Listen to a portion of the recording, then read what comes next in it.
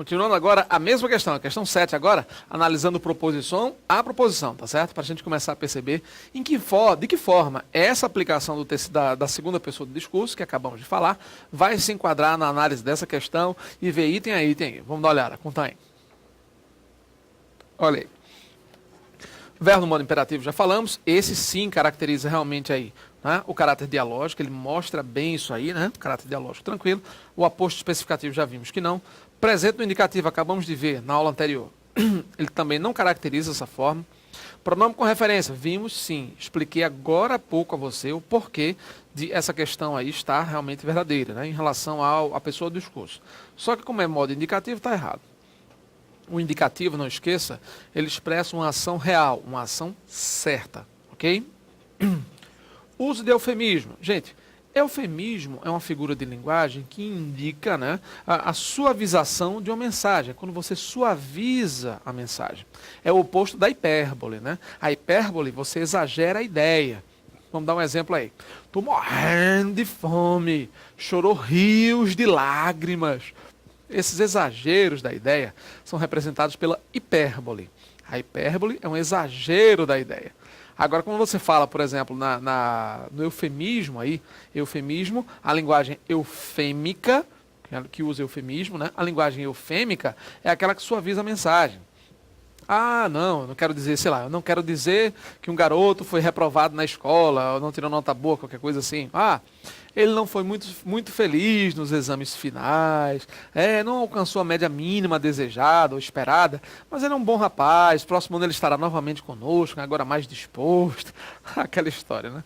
Certo? É o que o pessoal brinca popularmente de vaselina auricular, né? Mas não tem nada a ver, certo? Pelo menos em relação a isso. São os panos mornos, né? Colocar os panos quentes, os panos mornos aí, para suavizar, para amenizar um pouco as coisas. Isso é eufemismo, tá? Partir dessa para melhor, mudar de endereço para outro mundo, são formas eufêmicas também que acontecem por aí. Não, ele enriqueceu por meios ilícitos, em vez de dizer que ele roubou, né? Foi acusado de improbidade administrativa, a imprensa adora isso, já viu, né? Não, porque tudo que é chique é coisa do rico, do corrupto, né? Não, ele foi acusado de improbidade administrativa. Probidade vem de probo, né? Ser probo é ser honesto. Improbidade é desonestidade administrativa, ou seja, falcatrua, malandragem, roubo, furto, né? Tudo que não presta. Agora imagine se a imprensa dissesse, foi acusado de roubo, ele meteu a mão no dinheiro público, roubou o que é do povo, não era mais fácil? O povo no instante ia entender, mas a galera não sabe, a imprensa, né, pelo código de ética e as legislações e lá, ficam falando dessa bobagem aí. Não, vamos falar em improbidade administrativa, prevaricação, usa esses nomes chiques para inventar, para encobrir e invernizar atitudes lastimáveis, condenáveis, ilícitas. Roubalheira mesmo. É isso mesmo. Vamos voltar, vai lá. Olha aí. Então, o eufemismo caracteriza isso, a suavização de uma mensagem. E não foi o caso, né? A dialogia, o caráter dialógico do texto, não se caracteriza ou não se configura pela linguagem eufêmica, pelo emprego de linguagem eufêmica. Pronome com referência à terceira. Não, a referência não é a terceira, a pessoa de quem se fala.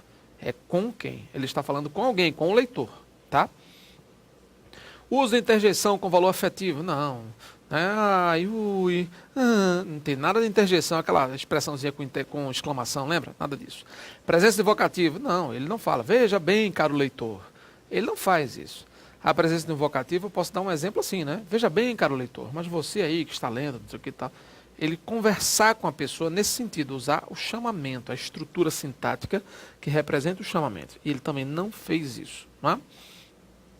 Verbo no modo imperativo, sim, o imperativo é altamente dialógico, né? Fala diretamente com a pessoa, ele interpela o leitor. E o pronome com referência à segunda pessoa do discurso, sim. A segunda pessoa do imperativo, tanto é o tu como você, teoricamente, né? É a pessoa com quem se fala. Não existe terceira pessoa do discurso no imperativo, percebeu? Porque não é sempre de quem se fala. O imperativo é caracterizado sempre por com quem se fala, ou seja, a segunda pessoa mesmo, do tu e do você, certo? Resposta certa, portanto, letra E, uma questão muito legal também aí, pegadinha não, pegadíssima, muita gente poderia ter escorregado aí, certo? Muito cuidado então, cuidado. Vamos lá, questão 8. Observando o primeiro parágrafo do texto 1, olha só. Observando o primeiro parágrafo do texto 1, é correto afirmar que... Gente, o primeiro parágrafo, vamos voltar lá, estou voltando a página aí, é exatamente aquele parágrafozinho que começa: a complexidade da sociedade moderna está cada vez maior. Ele fala da questão da complexidade. Termina: exige uma estratégia eficaz de manter o foco nos projetos de carreira, projetos de vida e tal. É um parágrafo que resume isso. Mas note que nessa questão 8 aí, ele diz, somente do ponto de vista da pontuação, da preposição, análise linguística mesmo. Eu achei interessante porque eles dão uma variada legal. Lembra muito o estilo do CESP, lembra? Pode observar. Tem muita aquela estrutura semelhante ao CESP. Aí na linha 1 faz isso, na linha 2, linha 3, já a preposição faz isso, a pontuação faz aquilo. Veja aí. Olha só. Ele diz, é correto afirmar que o uso do travessão no primeiro período indica que houve uma suspensão no fluxo do texto para que o autor apresentasse um posicionamento particularizado. Olha só.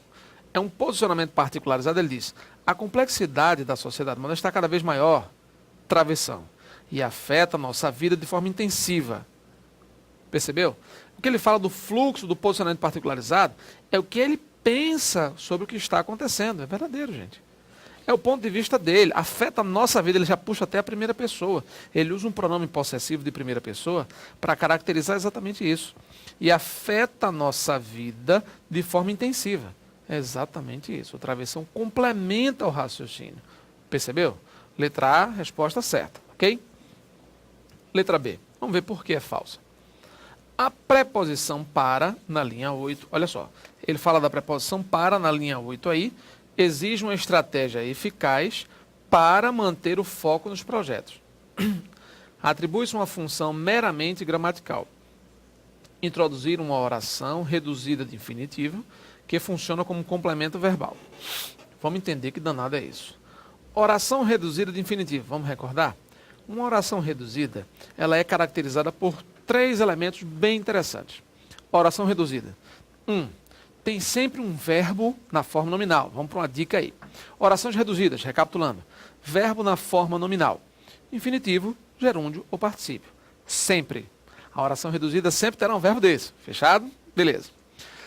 Lembrando, infinitivo, né? É terminado em R, ou então aquelas outras terminações do infinitivo pessoal, gerúndio, ando, endo, indo, particípio, ado, ido, aquela história.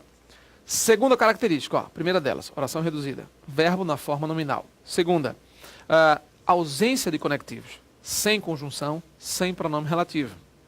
Terceiro, a oração reduzida é sempre uma oração subordinada. Não existe oração coordenada reduzida, ok? A oração reduzida é subordinada. Para ser uma oração reduzida de infinitivo, eu tenho que ter um verbo aí no infinitivo. Tá. Mas ele diz, e funciona como complemento verbal. As orações que funcionam como complementos verbais são orações subordinadas substantivas. Lembra aquela história? Quando você troca pelo pronome isso, geralmente, né? Geralmente é substantivos, você pode trocar pelo pronome isso, ou então por outras formas que caracterizam isso aí. Então eu tenho, por exemplo, aí, né? Tenho necessidade de que ela me apoie. Tenho necessidade disso. Então, quando você diz tenho necessidade disso, de que ela me apoie, necessidade aí é um complemento nominal. Claro, necessidade de que ela me apoie, né? Necessidade aí é um nome que é complementado por de que ela me apoie, que é exatamente um complemento nominal da palavra necessidade. Necessidade exige um complemento nominal, certo? Agora, eu necessito de que me ajudem. Eu necessito disso. Necessito de que me ajudem, necessito disso. Eu tenho agora quem necessita de alguma coisa. Eu tenho uma preposição exigida pelo verbo necessitar. Oração subordinada substantiva, porque eu troco por isso. Necessito disso. Mas mesmo assim, é uma oração substantiva, objetiva indireta, porque funciona como complemento verbal, como objeto indireto. Ou então, pensei que você não iria chegar. Pensei isso. Queria saber se tudo estava bem. Queria saber isso. Então você tem a palavra se, a palavra que, introduzindo oração subordinada substantiva com valor de complemento verbal. Nessa última frase agora, queria ver se tudo estava bem, queria ver isso com função de objeto direto. Certo? Vamos avançar. Olha só. Ele diz, essa preposição para, aqui, tem uma função meramente gramatical. Introduz uma oração reduzida de infinitivo Ele diz, para manter o foco, sim, tá certo. Para que se mantenha o foco, beleza. Então, para que se mantenha, para se manter, note, na linha 9, das linhas 8, nas linhas 8 e 9. Quando ele diz uma estratégia para manter o foco, para que se mantenha o foco, tá tranquilo. Percebeu? É uma oração reduzida de infinitivo, seguramente. Aqui até essa informação está correta. Eu tenho o verbo manter no infinitivo, eu não tenho conjunção nem pronome relativo, então é uma oração reduzida de infinitivo, tá certo. Só que ele diz, funciona como complemento verbal. O erro está aqui, gente. A oração não funciona como complemento verbal porque ela não é substantiva. Ela não é substantiva objetiva direta, não é substantiva objetiva indireta, não é. Ela não funciona como complemento verbal, funciona como adjunto adverbial. Ele diz aí que funciona como complemento. Não. Pode observar a frase que ele diz assim: exige uma estratégia eficaz para manter o foco, para que se mantenha o foco, a fim de que se mantenha. O objetivo aí é indicar finalidade objetiva. Se indica finalidade objetivo, para que se mantenha, a fim de que se mantenha, aí tranquilo. Aí você já percebe que nesse contexto aí, nesse caso, as coisas funcionam bem diferentes. Ou seja, oração subordinada adverbial final, reduzida de infinitivo. Ou seja, é uma oração reduzida de infinitivo, porque tem um verbo na forma nominal, não tem conjunção, então é reduzida. É adverbial, porque tem valor de finalidade, pode ser trocado por a fim de que, a fim de, percebeu? Então está fechado. Não é complemento verbal, é adjunto adverbial, certo? Vamos avançar, seguindo aí. Olha aí. Na letra C, no segmento como a violência urbana ou o crescimento da infiltração do crime organizado, aí, linhas 5 a 7. Tanto como no Iraque, tanto a guerra no Iraque como a violência urbana, percebeu? Ele já está colocando tanto a guerra no Iraque como a violência urbana ou o crescimento da infiltração do crime organizado na realidade brasileira. A conjunção ou, aqui, introduz uma retificação, uma correção. Retificar é corrigir. Introduz uma retificação do que se afirmou anteriormente. Gente, o ou não indica retificação, indica alternância, soma, muitas vezes acréscimo. Tanto uma coisa como também a outra, percebeu?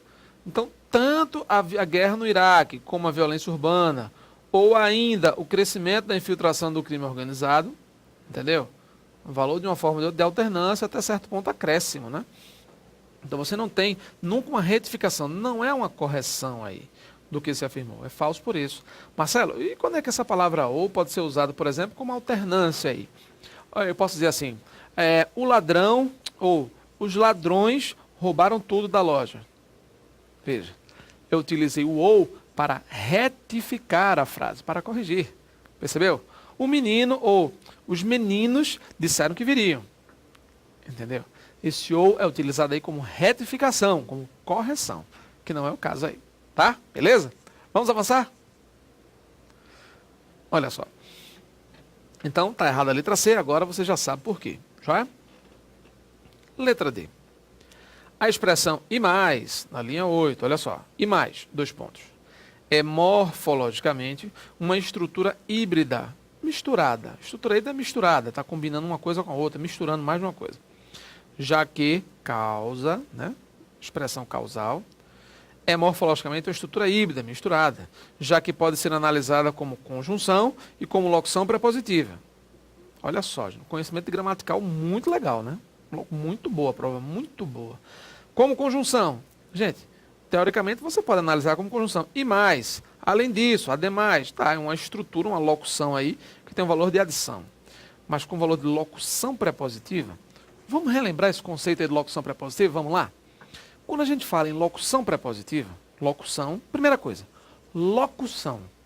Você escuta muito isso, né? Locução verbal, locução substantiva, locução prepositiva, locução adverbial. Parece uma palavra doce na boca dos gramáticos. Oh, sei não. Parece que o lema da gramática é aquele, né? Para que facilitar se a gente pode complicar? Olhe, é impressionante. Eu estou vendo a sua cara. Né? Por isso é que o povo adora falar essa coisa. Não, fala sério, não é verdade? É ou não é? impressionante.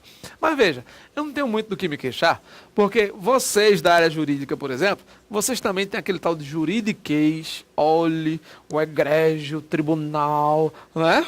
Pois é, e os latinismos, né? Novida iuri, como é? Esqueci essas expressões, sempre os latinistas, essas expressões que vocês adoram e tal, né? Falhou a cabeça. O juiz conhece o direito, né? Aí eu esqueci, novia, iuti, curiata. Eu tenho em casa, eu tava anotando esse negócio, tava dando uma olhada essas coisas aí. É impressionante. Mas é isso. Próxima aula eu vou dar um toque aí dessa história da expressão e mais. Locução, preposição. Estávamos falando de locução, né? Nosso tempo estourou aí, a gente vai avançar. Vamos falar de locução. Até lá.